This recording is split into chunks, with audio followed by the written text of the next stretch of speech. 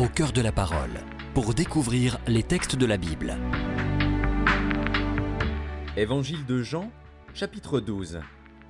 6 jours avant la Pâque, Jésus arriva à Béthanie, où était Lazare, qu'il avait ressuscité des morts.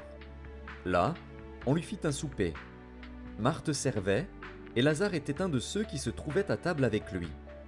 Marie, ayant pris une livre d'un parfum de nard pur de grand prix, oignit les pieds de Jésus, et elle lui essuya les pieds avec ses cheveux. Et la maison fut remplie de l'odeur du parfum. Un de ses disciples, Judas Iscariote, fils de Simon, celui qui devait le livrer, dit : « Pourquoi n'a-t-on pas vendu ce parfum 300 deniers pour les donner aux pauvres ?» Il disait cela, non qu'il se mît en peine des pauvres, mais parce qu'il était voleur et que, tenant la bourse, il prenait ce qu'on y mettait. Mais Jésus dit : « Laisse-la garder ce parfum pour le jour de ma sépulture. Vous avez toujours les pauvres avec vous, mais vous ne m'avez pas toujours. » Une grande multitude de Juifs apprirent que Jésus était à Béthanie, et ils y vinrent, non pas seulement à cause de lui, mais aussi pour voir Lazare, qu'il avait ressuscité des morts. Les principaux sacrificateurs délibérèrent de faire mourir aussi Lazare, parce que beaucoup de Juifs se retiraient d'eux à cause de lui et croyaient en Jésus. Le lendemain, une foule nombreuse de gens venus à la fête, ayant entendu dire que Jésus se rendait à Jérusalem, prirent des branches de palmier et allèrent au-devant de lui en criant : « Hosanna ! Béni soit celui qui vient au nom du Seigneur, le roi d'Israël !» Jésus trouva un ânon et s'assit dessus, selon ce qui est écrit : « Ne crains point, fille de Sion, voici, ton roi vient, assis sur le petit d'une ânesse. » Ses disciples ne comprirent pas d'abord ces choses, mais, lorsque Jésus eut été glorifié, ils se souvinrent qu'elles étaient écrites de lui et qu'il les avait été accomplies à son égard. Tous ceux qui étaient avec Jésus, quand il appela Lazare du sépulcre et le ressuscita des morts, lui rendaient témoignage. Et la foule vint au-devant de lui, parce qu'elle avait appris qu'il avait fait ce miracle. Les pharisiens se dirent donc les uns aux autres : « Vous voyez que vous ne gagnez rien. Voici, le monde est allé après lui. » Quelques Grecs, du nombre de ceux qui étaient montés pour adorer pendant la fête, s'adressèrent à Philippe, de Bethsaïda en Galilée, et lui dirent avec instance : « Seigneur, nous voudrions voir Jésus. » Philippe alla le dire à André, puis André et Philippe le dirent à Jésus. Jésus leur répondit : « L'heure est venue où le Fils de l'homme doit être glorifié.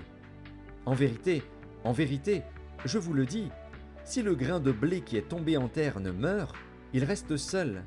Mais, s'il meurt, il porte beaucoup de fruits. Celui qui aime sa vie la perdra, et celui qui hait sa vie dans ce monde la conservera pour la vie éternelle. Si quelqu'un me sert, qu'il me suive. Et là où je suis, là aussi sera mon serviteur. Si quelqu'un me sert, le Père l'honorera. Maintenant mon âme est troublée. Et que dirai-je ? Père, délivre-moi de cette heure. Mais c'est pour cela que je suis venu jusqu'à cette heure. Père, glorifie ton nom. » Et une voix vint du ciel : « Je l'ai glorifié, et je le glorifierai encore. » La foule qui était là, et qui avait entendu, disait que c'était un tonnerre. D'autres disaient : « Un ange lui a parlé. » Jésus dit : « Ce n'est pas à cause de moi que cette voix s'est fait entendre, c'est à cause de vous. Maintenant a lieu le jugement de ce monde. Maintenant le prince de ce monde sera jeté dehors. Et moi, quand j'aurai été élevé de la terre, j'attirerai tous les hommes à moi. » En parlant ainsi, il indiquait de quelle mort il devait mourir. La foule lui répondit : « Nous avons appris par la loi que le Christ demeure éternellement. Comment donc dis-tu : il faut que le Fils de l'homme soit élevé ? Qui est ce Fils de l'homme ? » Jésus leur dit : « La lumière est encore pour un peu de temps au milieu de vous. Marchez, pendant que vous avez la lumière, afin que les ténèbres ne vous surprennent point. Celui qui marche dans les ténèbres ne sait où il va. Pendant que vous avez la lumière, croyez en la lumière, afin que vous soyez des enfants de lumière. » Jésus dit ces choses, puis il s'en alla et se cacha loin d'eux. Malgré tant de miracles qu'il avait faits en leur présence, ils ne croyaient pas en lui, afin que s'accomplît la parole qu'Ésaïe, le prophète, a prononcée : « Seigneur, qui a cru à notre prédication ? Et à qui le bras du Seigneur a-t-il été révélé ? » Aussi ne pouvaient-ils croire, parce qu'Ésaïe a dit encore : « Il a aveuglé leurs yeux, et il a endurci leur cœur, de peur qu'ils ne voient des yeux, qu'ils ne comprennent du cœur, qu'ils ne se convertissent, et que je ne les guérisse. » Ésaïe dit ces choses lorsqu'il vit sa gloire, et qu'il parla de lui. Cependant, même parmi les chefs, plusieurs crurent en lui. Mais, à cause des pharisiens, ils n'en faisaient pas l'aveu, dans la crainte d'être exclus de la synagogue.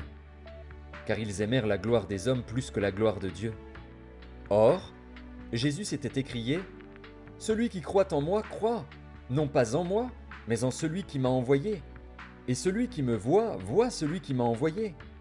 Je suis venu comme une lumière dans le monde, afin que quiconque croit en moi ne demeure pas dans les ténèbres. Si quelqu'un entend mes paroles et ne les garde point, ce n'est pas moi qui le juge, car je suis venu non pour juger le monde, mais pour sauver le monde. Celui qui me rejette et qui ne reçoit pas mes paroles à son juge, la parole que j'ai annoncée, c'est elle qui le jugera au dernier jour. Car je n'ai point parlé de moi-même, mais le Père, qui m'a envoyé, m'a prescrit lui-même ce que je dois dire et annoncer. Et je sais que son commandement est la vie éternelle. C'est pourquoi les choses que je dis, je les dis comme le Père me les a dites.